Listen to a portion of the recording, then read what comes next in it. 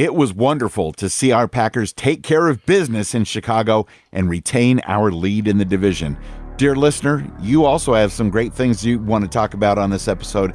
We're also going to preview next Sunday's game against Washington at Lambeau Field. It's all coming up on your Packers Fan Podcast.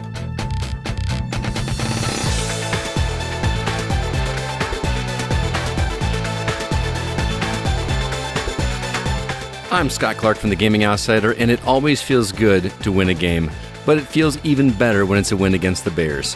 Thanks so much for being here with us. We appreciate you listening more than you know, and I am excited to talk about this game. Me too. I'm Wayne Henderson from MediaVoiceovers.com, and the other day I received my annual postcard from the Green Bay Packers updating me on where I stand on the Packers season ticket wait list, which I've been on since 1995. Well, let's just say that my kids are already planning on how they're going to portion the tickets out throughout the 7 grandchildren someday. So, can I be one of your grandchildren, Wayne? Sure thing. Hop on board. So, on this 235th edition of your Packers Fan Podcast, the Bears still, well, you know, let us count the ways as we recap our victory in Chicago. And like we've been doing for 11 seasons, we've got your voicemails from 920-3PACK-GO, as well as voice messages attached to emails sent to feedback@PackersFanPodcast.com, and some comments from the Facebook community. And next week, our Packers are hosting the Washington football team on Sunday at Lambeau Field. We'll preview the game, including keys to a Packers victory. There's more fun stuff as well. Thank you so much for joining all of us. Let's start with the highlights from our win over the Bears. First off, our red zone offense looks vastly improved this game. Going into this game, they were sitting at 55% conversion in the red zone. Ooh. This game alone, they scored in 3 of their 4 appearances in the, quote, gold zone. So that was really awesome to see. Also, on the defensive side of the ball, Kenny Clark had 2 sacks. Dean Lowry had 1 as well. There was a total of 4 altogether, one of which put the Bears out of field goal range. So things are definitely looking up on both sides of the ball. Do you agree, Wayne? I agree 100% this time, definitely. Mm-hmm. And one of the highlights, it's the most obvious one, but there it is. Aaron Rodgers running in for the touchdown himself. The championship belt is back. We haven't seen it for quite a while, have we? That's true. It's been a while since we've seen the discount double check. And my son called it. As soon as Aaron was just about to cross the goal line, he goes, he's going to do that. He's going to do the belt. He's going to do it. And he did. And of course, this is where Aaron Rodgers, after doing the discount double check, he shouted in the area of the crowd and the cameras, "I still own you. I still own you." Well, Scott and I, as well as many listeners, will share thoughts on this particular point when we get to the Twitter and Facebook poll question results. So stay tuned to that. And if AR12 appears on the Pat McAfee show on YouTube again, I guarantee that this will be brought up there as well. Oh, yeah. He loves to talk about Aaron Rodgers anyway. I feel like every clip I ever see of him, he's talking about Aaron Rodgers. So another positive. Nobody talks about the punting, but man, Bojorquez continues to be solid. What a great pickup he was. I feel like kickers only get recognized when they hit or miss field goals, but he boomed a 75-yarder yesterday.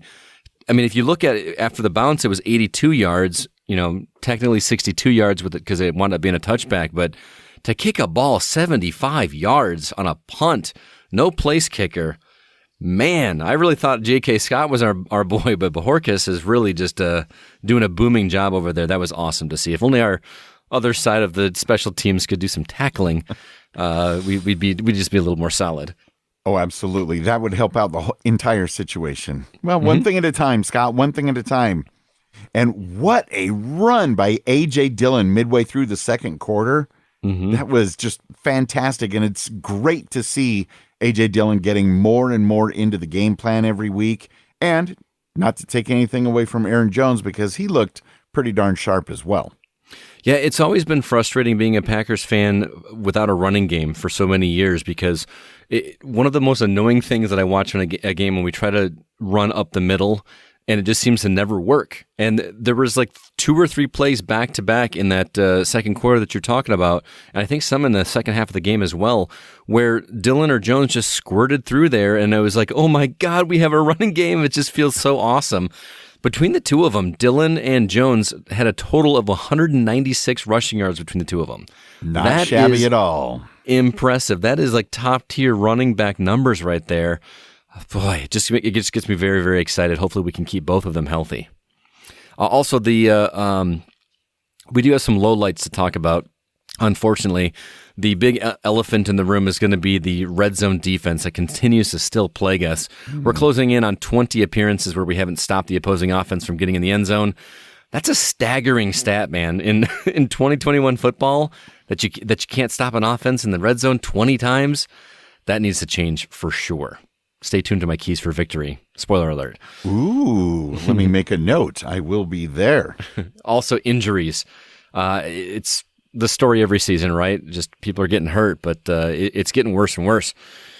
Especially the one to Darnell Savage. Man, he took a hit, and like he had to go to the tent, and he's being checked for concussion. We haven't got a whole lot of news on him yet, but hopefully we'll get some information tomorrow to see how he's doing. I have to imagine he's not going to be playing against the Washington football team on Sunday, but more importantly, I hope that he's just healthy for health's sake. Also, our center, Josh Myers, went out, and Kenny Clark got dinged up a little bit more on the game as well. When he went down, I think we all kind of just took a collective gasp when that happened, but thankfully he did get up and continue to play well the rest of the game. Yeah, and I hope that he's feeling better today, because sometimes they'll come back in a game, and then you find out on Tuesday or Wednesday, they're out for a week or two. Mm-hmm. Yeah, and the Darnell Savage, that one really hurts, especially after Jair Alexander going out. Mm-hmm. And, of course, just when we're trying to solidify things with the center. Come on, Josh Myers, we need you. Absolutely. Yeah, it's just the corners are getting sparse. We're running out of Smiths, too. I think that's why we just keep getting we just keep recruiting more and more Smiths because we apparently love that name. So, oh, my goodness, Scott. And I have to say, there were too many sacks on Aaron Rodgers for my liking. Oh, yeah, absolutely. My chat group that I message throughout the game, I'm not allowed to text or do Facebook during the game, so I always grab my phone during the commercials and try to get caught up and make some comments and stuff to okay, people. Yeah. And my chat group of Packer fans, somebody said, it's always on third down. Rodgers always gets sacked on third down. What's got to change for that to stop happening? Because it's just it's unnerving. And it's always like the worst possible moment. You don't like the sacks on third down, but no, and I get nervous anytime he gets sacked, and I think that anxiety is warranted after what happened in the Browns game. I think it was J.J. Watt of the Cardinals sacked Baker Mayfield, and he just got hurt. Mm-hmm. Don't know if he's going to be back this week or not. He's pretty tough, and he's a lot younger than Aaron Rodgers, so who knows. But it's never pretty to be sacked. And speaking of not pretty, those Bears throwback jerseys and that helmet with the stripes. Yeah, I know. Is that actual I don't follow. I didn't follow football obviously before I was born. I don't recognize those. The Packers can't talk, man. Our throwback jerseys are worse. I think those like blue and gold or whatever they are, the Acme Packer ones. Well, you've probably heard me say on the podcast a few times over the years, I don't care for any of the alternate jerseys, whether they're throwbacks, especially if they're color rush. Yeah. Ugh. But, just like Nancy Reagan used to say, just say no. And speaking of a bad thing from Chicago, that actual field on Soldier Field, it might be grass, but my goodness, it's terrible.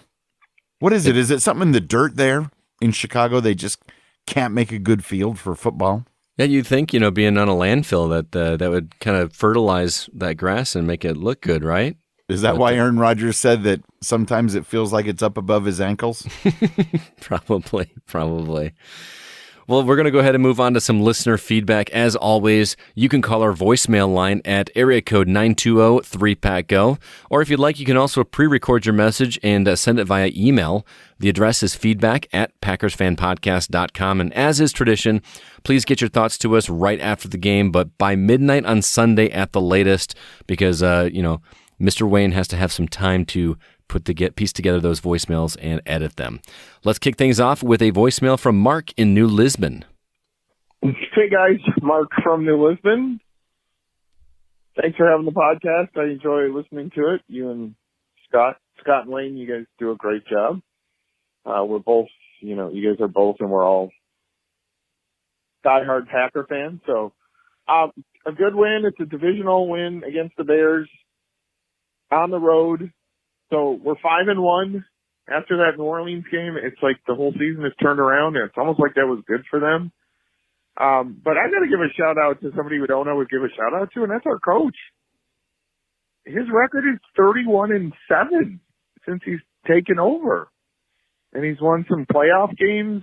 He's lost 2 NFC championship games, but there's a good chance they'll be back there this year. So I'm a little bit worried about the schedule, because if you take a look at the schedule, I think after the Redskins we have the Cardinals, who may be undefeated, and then the Chiefs, the Seahawks. I think Russell Wilson will be back by then, and then the Vikings and the Rams. So that is a brutal schedule.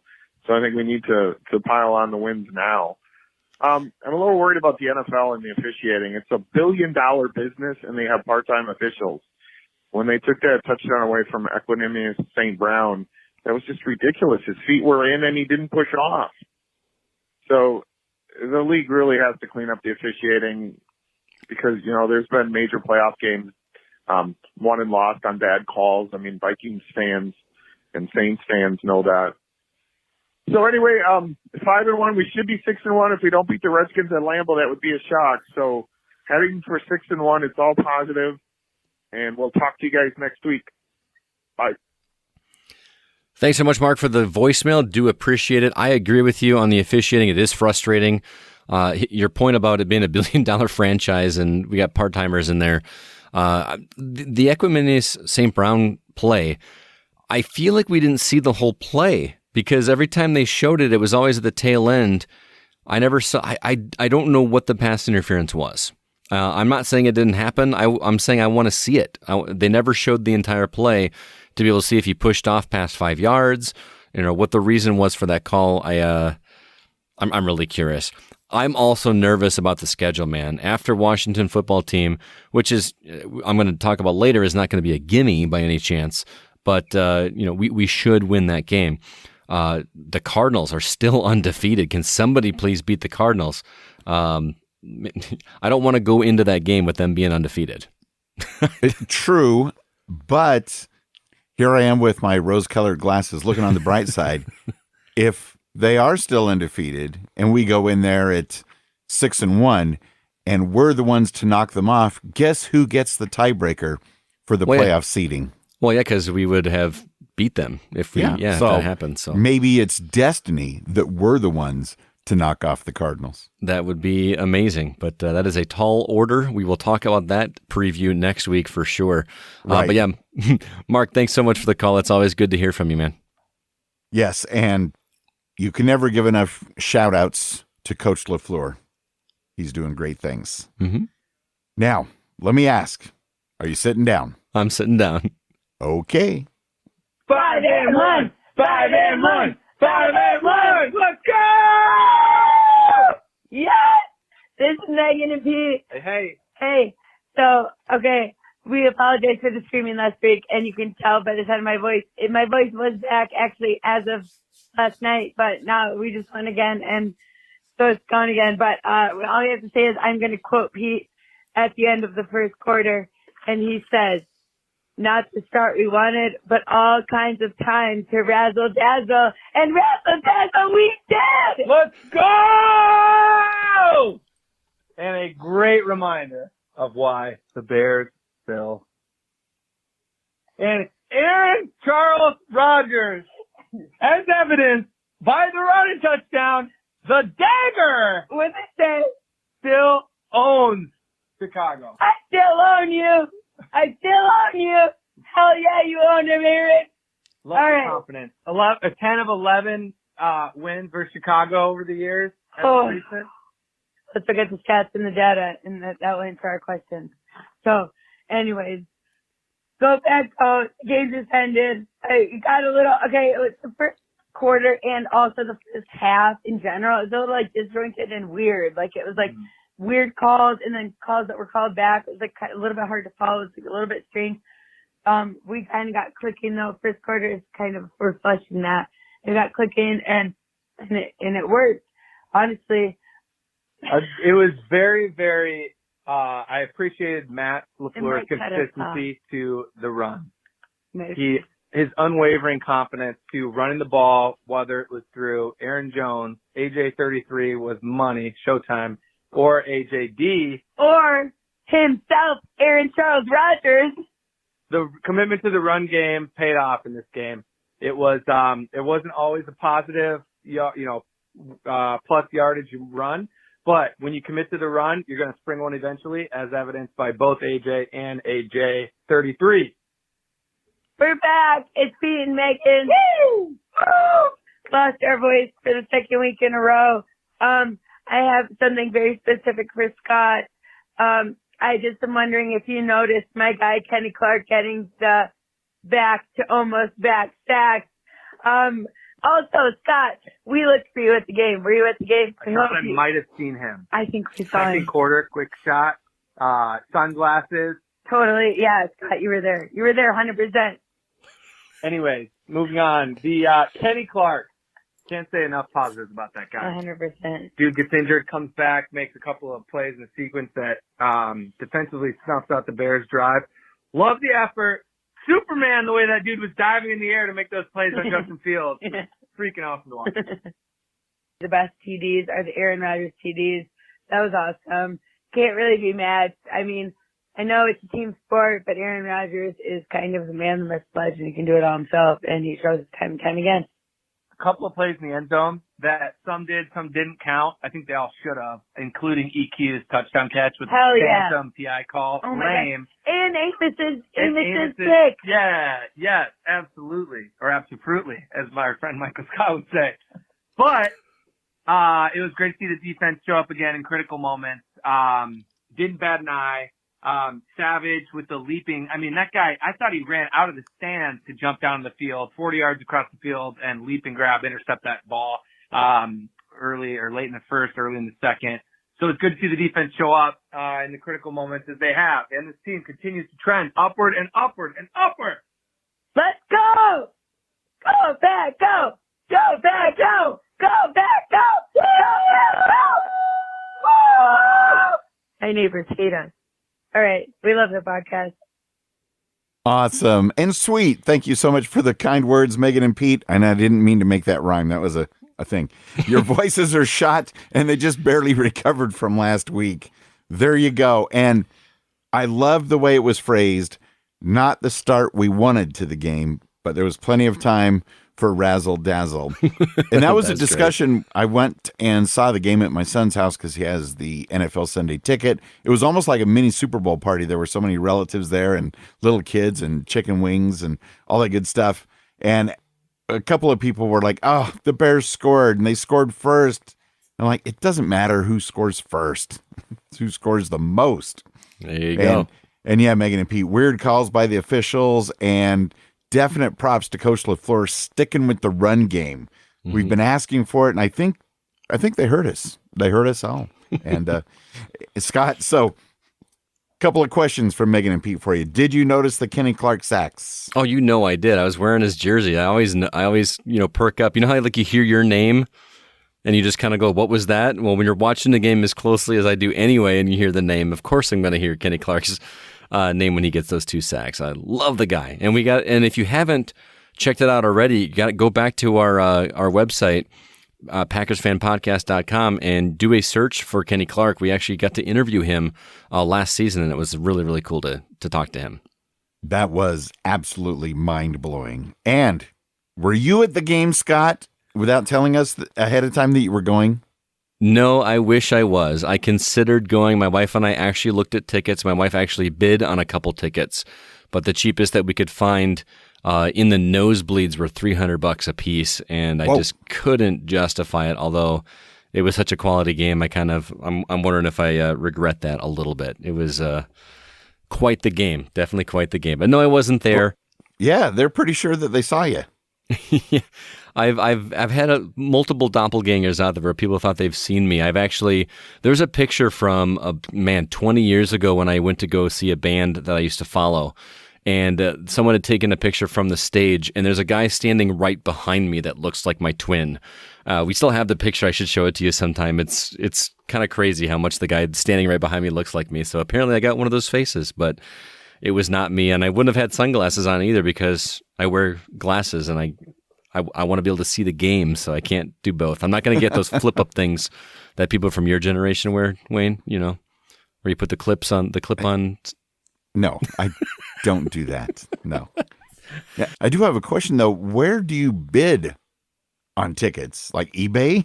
eBay. There's all sorts of sites that sell okay. tickets. Then you can bid on them, but they're just crazy expensive because number one, that is a rivalry game. It's it's in Chicago, and people are itching to get out and do anything. I know we're not really in the same kind of quarantine we were in 2020, but people are wanting to get out and let off some steam, and what better way to do that than at a huge rivalry game like Packers versus Bears? Oh, yeah, because they want to witness it all, because like Megan and Pete said, the best TDs are Aaron Rodgers TDs. For sure. I do want to talk about that interception by Savage, though. I think this is the same play, because it kind of ties into what Megan and Pete were saying earlier about the weird calls by the officials. Is that the play where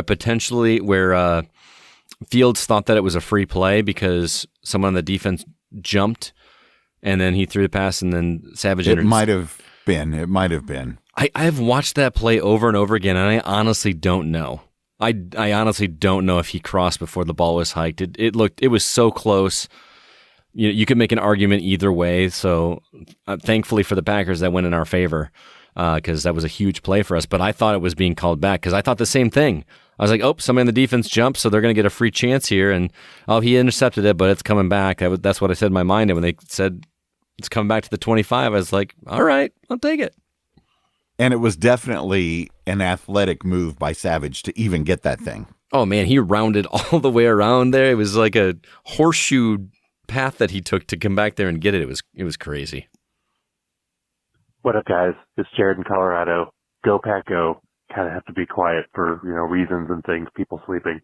But I missed most of the game. I only caught the last 9 minutes due to some personal things that came up. However, I'm going to go ahead and quote a good friend of mine because it is just fantastic. And I think just a nice brief description of how I feel. The breeze is cooled, the leaves are changing colors, and Rodgers made Chicago cry. Fall is here. Green and gold, baby. Have a good one. Thanks so much, Jared, for your call. I'll be sure to keep this quiet so as not to wake the people that are hearing this podcast as well. No, in all seriousness, Jared, thanks so much. We do appreciate it. I love making the Bears cry.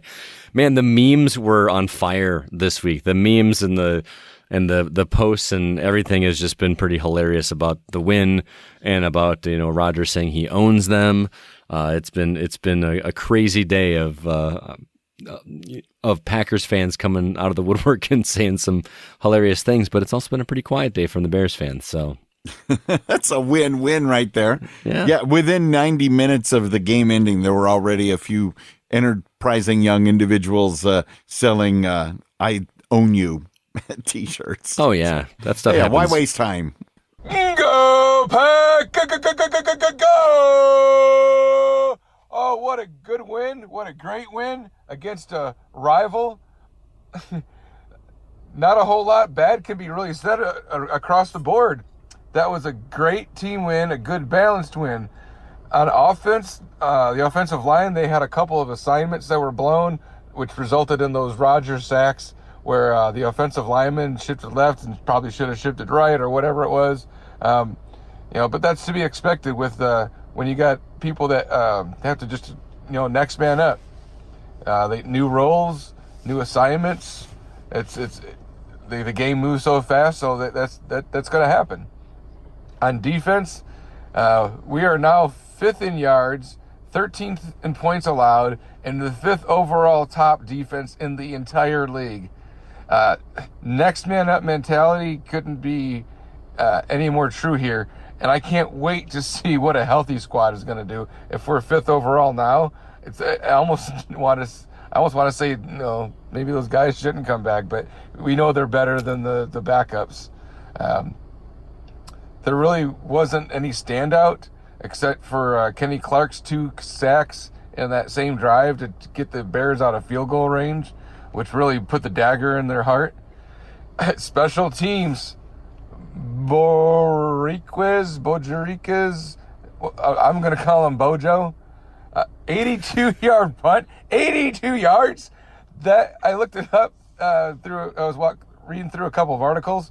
That is the second longest punt in Green Bay Packer history, to Don Chandler's 90-yard boot back in the Stone Age. Matt LaFleur, what else can you say? Him and Mariucci are the first coaches to win 13 of their first 14 divisional games. And Matt LaFleur, all alone, he is the first coach to ever win his first divisional road games. And of course, Rodgers. I own you! I own you! Only one loss at Soldier Field since 2010. Yeah. He owns the Chicago Bears. In fact, I saw memes that said the Green Bay Packers are owned by the community, whereas the Chicago Bears have a private owner, and his name is Aaron Rodgers.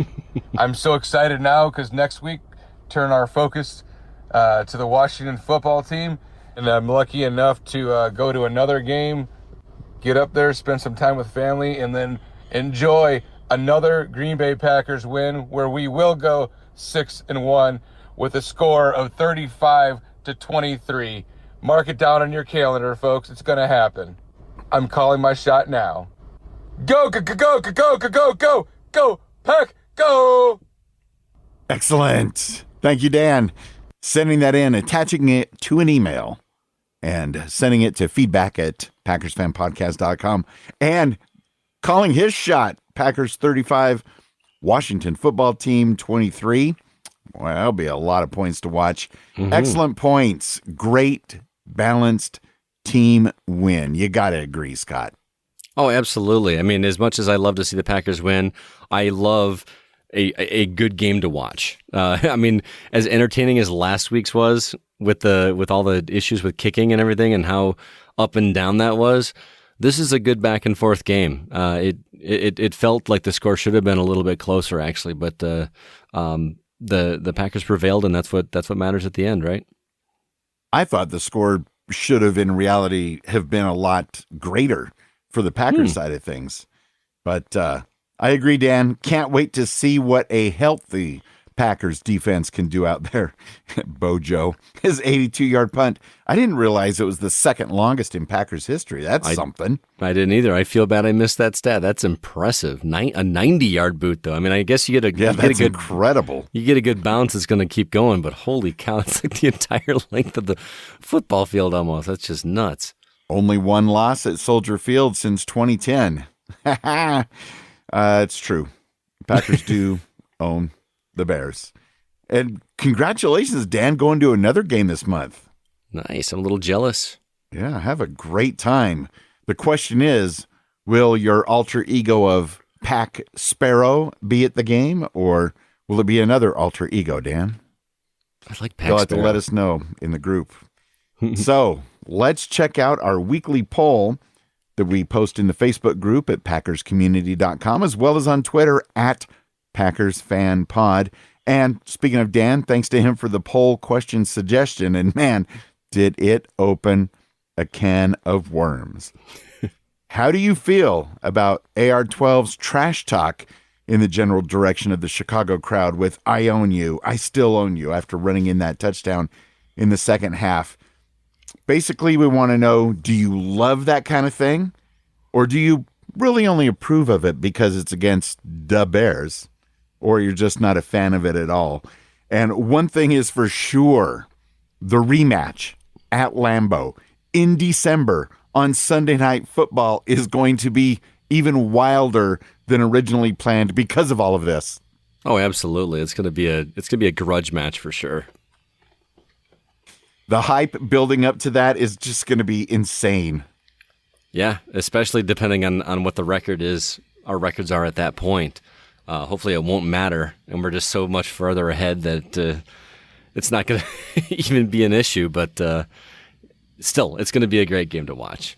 Yeah, where do you lie on those choices before we get into the actual votes and some great listener feedback about it?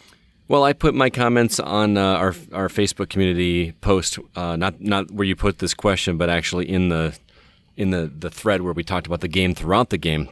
I'm not a fan, man. I've never been a big fan of trash talking in general, but especially when it comes to fans. I've had my issues with Bears fans over the years, especially Bears fans at Soldier Field when I was there decked out in Packer stuff. They tend to drop the F-bombs and the middle fingers and all this kind of stuff just for wearing green and gold. And they're kind of proud of that belligerence, I guess is what I'll call it.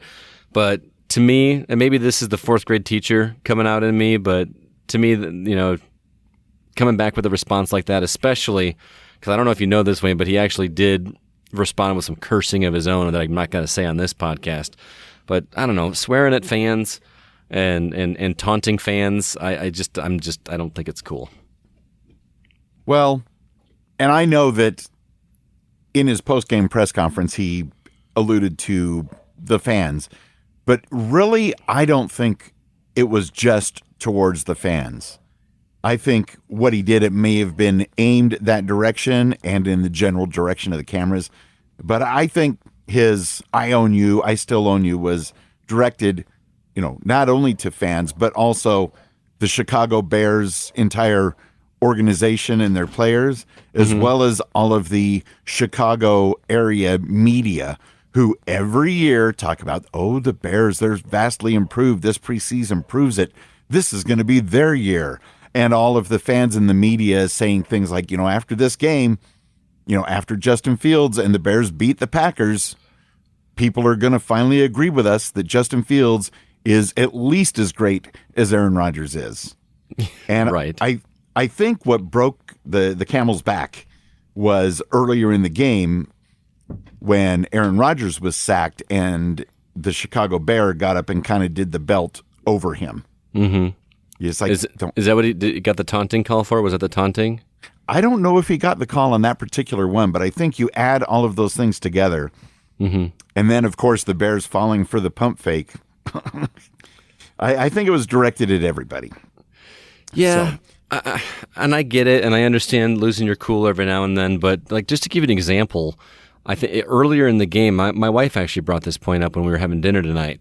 I cannot for the life of me remember which player it was, but one of our players got penalized for a helmet-to-helmet hit on Justin Fields, which cost us 15 yards. And that player actually went up to Fields and apologized to him. I don't remember the last time seeing a player get up and be like, "Hey, man, sorry, it wasn't intentional." And it probably wasn't intentional. He was just trying to stop him and just happened to go helmet to helmet. And Justin Fields just kind of tapped him on the head like, "It's all right, bro. Let's go play some football." I will take the classy move over that any day. Swearing at fans and taunting fans just rubs me the wrong way. I know it's caught up in the moment, and you probably want to let out. It feels good to let out those frustrations because he's had everybody on his case since the off season, man. You know what I mean? At some point, he's going to snap, and his only way to prove the haters is to go out there and do it, and he did. So releasing some of that energy that way may have felt good. I'm just not a fan.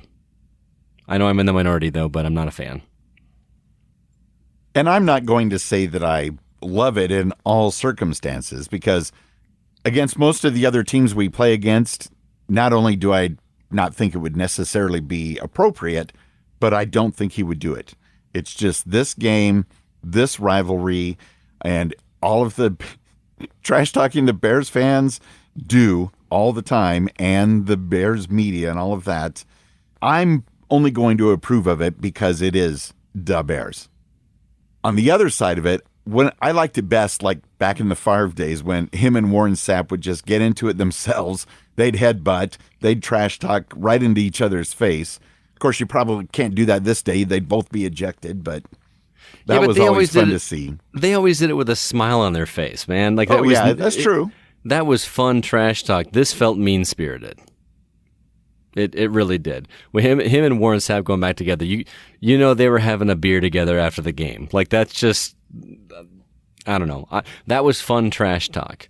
And this one, as much as I would probably like to say things like that to certain Bears fans that I've interacted with, I don't know. It's always better to be the better man. All right. Right before we get into the listener feedback about the poll, because there's a lot of great comments on all sides of the issue, the votes that came in after combining Facebook and Twitter, because they were two totally different sets of votes. Mm-hmm. But the average, 75% said, I love it. 17% said, I only approve of it because it's the Bears. And 8% are not a fan of it at all. Yeah, like I said, I'm in the minority for sure. I totally get that. But let's hear some comments from our community. First, in our Facebook group, David Newman says, I'm okay with it that it was directed at fans. I'd take issue with that comment if it was directed at any of the Bears personnel. That's an interesting take. I mean, he's actually owned the personnel, not the fans. I guess I'd like to hear you expound on that a little bit more, because, I mean, I don't know. Like, why do the fans deserve to be taunted? Just because they did it first? I don't know. Anyway, Scott Boers up in Green Bay says, it makes no sense to me. You were yelling at fans, telling them you own them, and you aren't even competing against those fans. I always think cheer or boo whatever sports team you want, but why insult someone just because they don't cheer the team you do? And if the answer is the fans are yelling at you too, how fragile are you that you need to shout back to someone in the stands that you know doesn't have the athletic talent you possess? I'm sorry, but Rodgers has been making some interesting choices for some time now. I know we all cheer for the Pack, but I think we need to call it like it is. I couldn't have said it better myself. Nice job, Scott. Janelle said, he is showing he's still great at what he does. This is how the game is. Smack talk is part of it. It doesn't make you fragile to partake in a little banter. I would agree with you, Janelle. A little banter here and there. This was not a little banter. The middle fingers that the people in the stands were throwing at Aaron Rodgers, and there were many of them. I've seen pictures. There were many of them.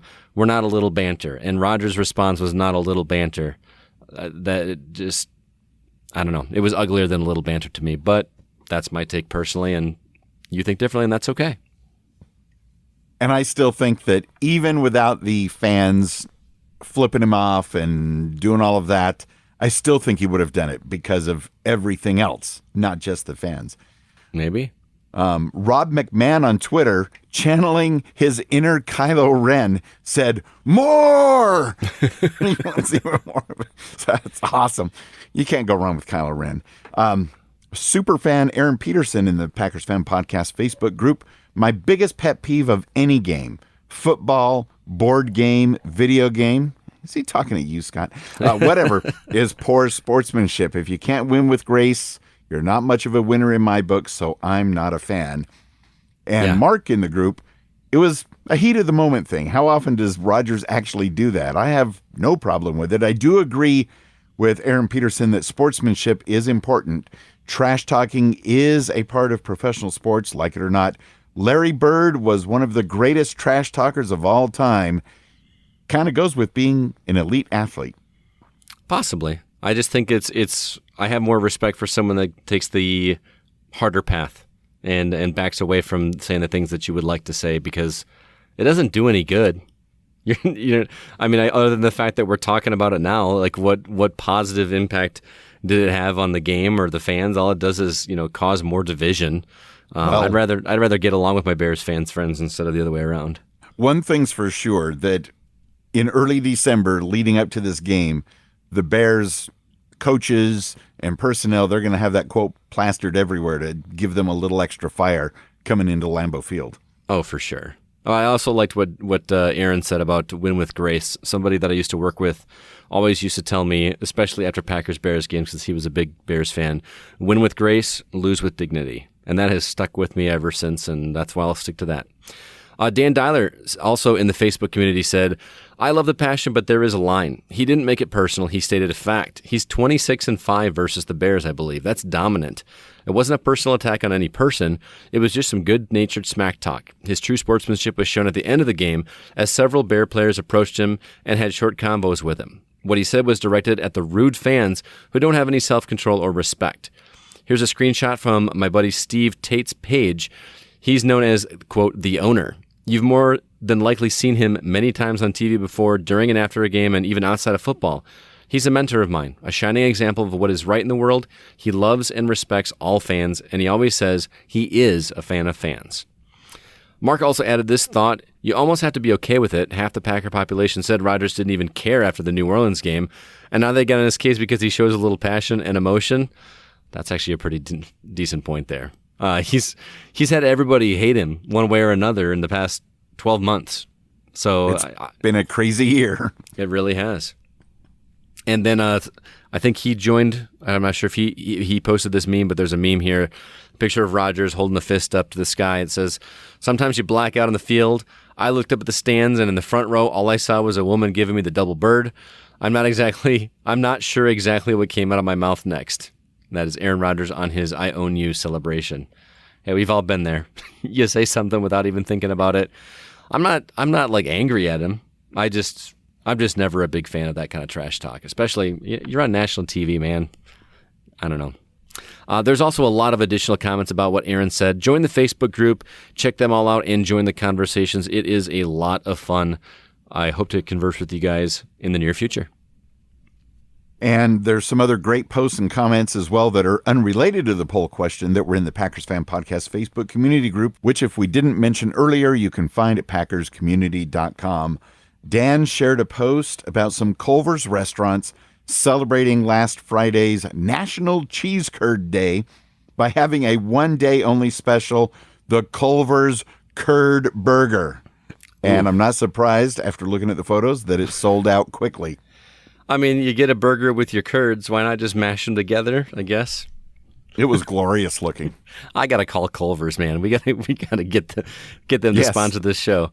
That would be quite a steal. Also, I mentioned in our Facebook group that I made a friendly wager on the game with my boss, who's a massive Bears fan. The listeners urged me to do it, so I did. And shockingly, she took the bet and didn't ask for any points. So it was a straight up bet, and I was shocked she took it, but she did. And here's the funny part, Wayne. I get to school much earlier than she does. So I brought 2 jerseys with me. I brought my Kenny Clark jersey, and I brought my wife's J.K. Scott jersey. So she had her choice to wear one of my last names along with the Packers. Oh, that makes it even better. So she did wind up choosing the J.K. Scott jersey. So she wore, Scott on her back all day long. She came into my class, and the kids got a kick out of it, and she took a picture with me. And she actually, just a few moments ago, while we're recording, posted the picture on Twitter saying that nice. She felt like her skin was crawling. So she was a really good sport, and I really appreciated her doing that. I don't think she'll be doing it again. I don't think that'll be happening, but it was a lot of fun, and it made for the day. It made for a great day, and I wasn't a jerk about it. I just hung him up there, and then she actually came to see me. So, and as always, there was a lot of action in our weekly live game discussion thread during the game. Again, if I don't respond right away, it's because I have to wait for commercial, but I will get in there and converse with you guys because it is a lot of fun. And thank you so much. That makes the game even more enjoyable. Moving on, let's get to some emails. The first one says, "Hey, Wayne and Scott, this is CCR from Green Bay, Wisconsin. What a great game. So many great plays, including Aaron Rodgers running for a touchdown. Also, Devontae Adams did real well with so many fantastic catches. We all thought A.J. Dillon ran really well and even for a touchdown. Great game. Go Pack Go. Bleed green and gold till then and cold. Caleb, Kathy, and Roy Fisher." And go Pack Go, go Pack Go, go Pack Go, go Pack Go, and about 25 more Go Pack Goes. That is more like it. The Packers get back on the winning side without giving their fans too many heart issues like they did last week. Scott, I think we can agree with this emailer that that's a good thing. Oh, yeah, this was definitely therapy this week after last week. And this being the 203rd meeting between the Bears and the Packers all time, it is truly the oldest rivalry in the NFL. Oh, Wayne and Scott, this is Stephen Vaherin checking in from Palace Park, Illinois, where the hometown Chicago Bears still... It's true. It's true. The Packers must have felt at home at Soldier Field wearing their home jerseys.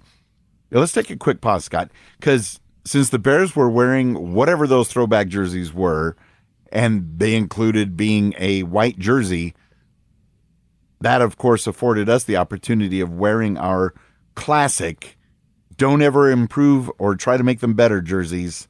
Mm-hmm. Do you think that played into the psyche, where it was even more like a home game because we're wearing home jerseys, kind of like your boss was today? Yeah, right. I don't know. I mean, I've always preferred the home jerseys to the away jerseys. It's just a personal preference. I just like the rich green. Green's my favorite color. Even before, and it had nothing to do with the Packers. I mean, I can't say that. It probably did to some degree. But green has always been my favorite color ever since I was a little kid. That who knows, man? There's no way to know. I have a hard time buying that the color of the jerseys had any sway for the game. But it's fun to think about, right? Agreed. Back to Steven's email. With the win, Matt LaFleur is now 5-0 against the Chicago Bears, and Matt Nagy is now 1-6 against the Green Bay Packers. Justin Fields might have wanted to become the first Chicago Bears quarterback to defeat Aaron Rodgers in his first game against him, but that didn't happen. Mm-hmm. Scott, did you give your boss a hard time because she's a Bears fan, and were you scared to make a bet with her? As you know, you would have been hearing it from her, and you didn't want to take that risk of wearing a Bears jersey. Oh, I was nervous. When she actually extended her hand to shake my hand, I was like, oh, this is happening. This is happening. I got that pit in my stomach like this could potentially happen. That was going to be a bad day today if that happened. But thankfully, the Packers won, and I didn't have to worry about it. And when you guys record next week's podcast, since it'll be the one just before Halloween, are either of you two going to do the podcast in costumes? No, that's a no from me. How about you, Scott? No, I don't even really do costumes for Halloween anymore, except for if we can wear them at school. I just wear I have a Luigi costume that I wear, which is just me and overalls and a green shirt underneath with a baseball cap that has an L on it. That's like the extent of my costumes anymore. I love it. We're kind of on the same page there. I can't wait to hear your thoughts on the podcast, including who takes the point for the Packers Fan Podcast Wager O Fun. Okay, I'm going to check out for now, but before I do, I want to welcome aboard Jalen Smith on becoming the newest Packers player. He even got to make his debut for the Packers against the Bears, and the Packers need him, especially with all of these other injuries that are happening. Speaking of new players, I don't know if there's any clout to this whatsoever, but my group was talking about Odell Beckham Jr. being available for trade and how they were saying they would like to see him on the Packers. Have you heard anything about that or any validity to that, or is it just like straight rumor mill? I think it's straight rumor mill, but okay. I have heard a few rumblings about it. Mostly it was last summer when I was hearing those. So I would not be surprised. But then again, remember, there was always talk about us trying to get Megatron from the Lions. Yeah. Oh, my goodness. Could you imagine? And that didn't happen. Yeah. So it's good to have as many additional defensive players as we can. Back to Steven's email. I'm also wondering, when we play the Bears at Lambeau Field in Week 14, we're coming off our bye. Will the Packers be wearing their road jerseys for that game? No. We're going to be wearing our home jerseys again. And wrapping up, go Pack Go, go Pack Go, go Pack Go, go Pack Go, go Pack Go, and about 25 more Go Pack Goes from Stephen Vaherin. And thanks you to everybody for all of your calls, emails, comments, and support of the podcast. If you too would like to join the Packers Fan Podcast Facebook community and be part of that conversation, head over to packerscommunity.com. It will take you to all the links that you need. And also, like I said earlier, please check out the Game Day live discussion thread. It is a lot of fun conversing with all of you on game day. And now your 5-1 Green Bay Packers are back at Lambeau Field hosting the 2-4 WFT, the Washington Football Team. Sunday, October 24th, another 12 noon Central game. The Packers lead the series 21-16 in one tie. And the Packers have been playing the team, formerly known as the Redskins, since 1932. In fact, in 1932, that first year they faced off, the team was in Boston, and they were called the Braves. But no matter where they are or what they're called, the Packers did win the game 21-0. And surprisingly, Vince Lombardi's Packers only faced the Redskins one time as well. In 1959, Packers win again, another 21-0 victory. But the classic game, October 17th, 1983 at Lambeau Field, the second highest scoring game in the history of Monday Night Football. Joe Theismann passed for 398 yards, and Packers quarterback Lynn Dickey came close to matching that at 387 yards. Near the end of the game, the Packers drove down, got a field goal to take the 48-47 lead. Mark Mosley of the Redskins had a shot of getting the win, but he missed a 39-yard field goal as time ran out. And see, even way back then, kickers sometimes have the yips. Oh, yeah. I guess. Wouldn't you love? I want to go back and watch that game. Just like sit back and watch that whole game. That is nothing but offense that entire game. That 800 yards of passing, almost 800 yards of passing yards. That's crazy, isn't it? That's just insane to think about. It's insane when one quarterback has 400 yards in the game, but when both quarterbacks have that much, I have to dig up that footage and see if I can find that. I bet you the TV telecast is awful because it's early 80s, but it would still be. But it might interesting to see. It might actually be in color. I'm pretty sure. So there's a plus there. Oh yeah, for sure.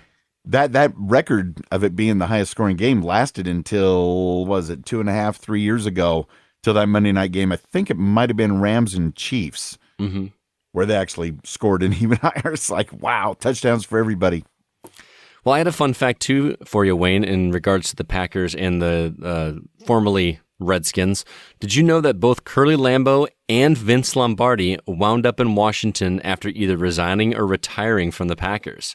That is 100% true. Lambeau coached 2 years with the Chicago Cardinals and then 2 more years with the Redskins after he resigned. And Lombardi coached the Redskins in 1960, taking them to a 7-5-2 record, their first winning record in 13 years. So, whoa. Yeah. I thought that was that's wild. I knew that Lombardi ended up with the Redskins, but I did not know about Curly Lambeau. Yeah. Kind of crazy. So there's definitely some interesting history between the Packers and the formerly known Redskins in the past, which was kind of interesting. Matt LaFleur, don't get any ideas. Yeah, right. Okay? Sunday afternoon's weather at Lambeau looks to be partly sunny, 53 degrees Fahrenheit, so it's turning into autumn there. That's about 12 degrees Celsius, so getting even closer to perfect weather, Scott. That's just about perfect weather. I think this past weekend, the weather in Chicago was ideal for football just because it's just a little crisp, but you still got that sunshine. But going to games when it's cold is actually pretty cool. It's pretty cool. Moving on, let's head to my keys to a Packers victory over the Washington football team. Number 1, exploit the weak defense. Washington's defense was supposed to be the cornerstone of their game this season, but they've been faltering like crazy. This is prime opportunity for Rodgers, Adams, Jones, Dillon, and the rest to finally make an offensive statement. Come out the gate swinging will set the tone for the rest of the game, and scoring on their opening drive is paramount. Confuse the defense with the myriad of opportunities we have on that side of the ball. I mean, Rodgers has so many targets, and that 1-2 punch of our solid running backs should make mincemeat of this lackluster defense. Don't let up, play 4 quarters of football, and most of all, my second key to victory, don't even think about getting overconfident. Green Bay is favored by a 10-point margin in this game, but it's in no way a gimme game. Look at how Washington handled the Chiefs in the first half of their game. There's simply no reason to rest on our laurels, especially since the game could easily be a trap game. I think, Wayne, you and I talked about that over text earlier today. Enjoy being at home and take advantage of the crowd, but give them what they want, a win. And the best way to make that happen is to treat this game like it's our next 2 opponents, because those are going to be tough games. Because we definitely have a high hill to climb soon, especially if we don't get healthy. Lastly, snap that red zone defense stat. If we ever had an opportunity to break our bad streak, now is the time. Assuming Fitzpatrick still isn't able to play, apparently there is a possibility. Heineke just simply doesn't measure up to Rodgers. He threw half as many yards as Mahomes last week, and that was after it took Patrick a couple quarters to get it into gear. Treat every red zone appearance like the game depends on it, because the defense truly needs that boost in confidence right now if we're going to head into the second half of the season shortly. Which we all want to be a positive thing for us, right? Right. All right. Our score predictions. Last week, my prediction for the game was Packers 24, Bears 20. Wayne's prediction was Packers 31 and Bears 24. This week, I prevailed, Wayne. I actually called the Packers score exactly right. It was only off for the Bears score by 6 points. Your differential was a total of 17. So I actually won a good one there. I am back in the running. Very excited, but this week is going to be very, very important. I'm going to say that the Packers are going to score a lot more than they did this week for certain. That defense over in Washington is not looking good right now, and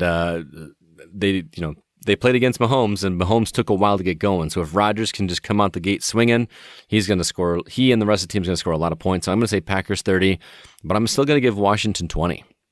Interesting. And congratulations on getting the win this time on the old Wager-O fun, because if you do end up passing me and you win, I got to learn how to play Madden and play against you on Twitch. So that's going to be awesome. Now, of course, it would have been totally different. I'm just saying, if that Equinemius St. Brown touchdown could have stood, then I would have the Packers score exactly right. That's true. But you would have had 7 differential on the Washington, so I still would have won, but, hey. No, then I think you're different. Well, whatever. But you do win. Congratulations. So Packers 30, Washington 20. I'm going to say Packers 28, Washington 17. It's going to be a good game. I would like it to be, obviously 57-0, but, whatever. 57-0. You're catching up a little bit. I've got 3 wins. You've got 2 wins on the Wager of Fun, so good work there. It would be Wayne 3, Scott 3 if I'd got double points on that perfect call of the game a couple weeks ago. Just throwing that out there. It'd be tied right now. I hear you. In the NFC North, the Packers all alone in first place at 5-1. The Vikings move up to second place at 3-3. The Bears fall to third place at 3-3, and I'm really starting to feel bad for the Lions, and they are 0-6. Mm-hmm. So the division, things are starting to come into place. In fact, I kind of did a quick early look at the NFC playoff picture. I know it's very, very early. Right now, with the Cardinals being undefeated, they would be the number 1 seed, which is the only team that gets a bye week anymore. So we definitely have to knock them off. Number 2 and 3 seeds would be the Packers and Cowboys, and the 4th and 5th seeds would be the Rams and Buccaneers. Look at you thinking about playoffs already. Hey, you got to plan early. People are shopping for Christmas early. I'm planning for the playoffs early. Some other things kind of happening around the NFL. The teams recuperating on their bye week, this upcoming week 7, will be a lot of heavy hitters. The Bills, Cowboys, Jaguars, Chargers, Vikings, and Steelers are all on their bye week 7. Oh, yeah, it's going to be a rough fantasy week for me. I've got Ezekiel Elliott on all 3 of my fantasy teams. So whoa, I'm gonna all 3? Yeah, I'm going to be on the struggle bus this week, but we'll see what happens. Hopefully, I can eke out at least one of those wins somewhere. And I've got the Bills quarterback, so I better look at my backup. I hope he's not one of the injured ones. Yeah, right. Also, can we talk about that Cowboys-Patriots game? I think that was one of the most entertaining games I've watched in a long time. It had block kicks, pick sixes, overtime. It was back and forth, up and down. That felt like a playoff game. Just wow. What a fun game to watch, but I didn't really have any skin in the game whatsoever. And I didn't know who to root for because I'm not a fan of either team. But there's that. My nephew's a Cowboys fan, and he texted me during the game near the end there, I know how you must have felt last week because it was so back and forth. It really was. And Prescott's looking really good. And even though he's now nursing a calf injury as well, but Coach McCarthy is, quote, optimistic about his return in a couple weeks. So it's good timing for their bye. I know we talk about not wanting the bye week that early in the season because it makes for a long second half of the season, but that might have come at the perfect time for them if he's nursing that calf. Also, how about the Jaguars snapping their losing streak in London yesterday? They have not won a game since game 1 of last season. So that must have made that flight home a little bit sweeter. Not sure if there's going to be any contention this season, but it's still cool to see them break that streak for sure. And now there's only one winless team right now, and that is in our division, which I like. Wow. I also feel happy for the Jaguars finally getting that win, and they're kind of like a home team for London. They've played more games there than any other NFL team. Mm-hmm. And so for the people that are Jaguars fans that were able to go to the game, it was good. So who knows? This could be the beginning of an upward trend for Jacksonville. Speaking of upward trends, Halloween's around the corner, like I mentioned last week, but I still can't believe it. It's really happening. Doctor Who is returning with new episodes. They return on Halloween on BBC, and then here in the States, BBC America. So get ready for these new episodes of Doctor Who, and of course the return of my other podcast, the Don't Blink Doctor Who podcast, where I co-host that with Jada Wilkerson. Subscribe wherever you listen to podcasts. Details are at don'tblinkpodcast.com. And as for me, if you love video games as much as I do, I have another podcast called The Gaming Outsider, where we chat about my favorite hobby each and every week. And this week we're talking about video games as a therapeutic activity. So I'm looking forward to that conversation.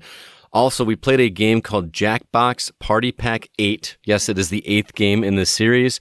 Wayne, you have to come play this game with me. And the cool thing is, you don't have to own the game to play it. This is a game that I can stream on Twitch, and then you play on your phone. And we all get on Discord and play together. It's like party games. Think like Balderdash and games like that, but it's all done through the computer, and it is a ton of fun to play. Nice. And there are 5 brand new games in this title that are all just a blast to play, so you'll get to hear me talk about that. That Looking forward to does that sound fun. I love Balderdash, Falderal, Tomfoolery, Oh yeah, Shenanigans, all those things. These games are great, and the people behind it are Jackbox Games. They just do incredibly clever things with this series, and it's become an annual thing for me. They make one of these every year, and I'm always reviewing it and talking about it, and it's an absolute blast. So check out that episode. It will be available later this week. You can find episodes on our website, thegamingoutsider.com, or if you'd like, you can actually listen to it the same place you listen to this fine podcast.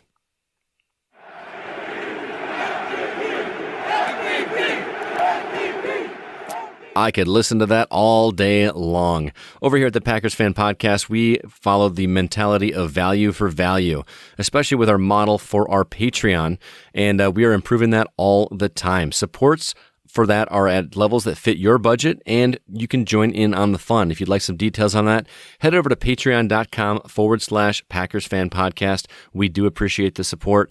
Huge thanks and shout out and Go Pack Go to Dan Dyler for your Jim Ringo level Patreon support, and Go Pack Go to longtime listener Bryant and his Willie Wood inspired level support of the show.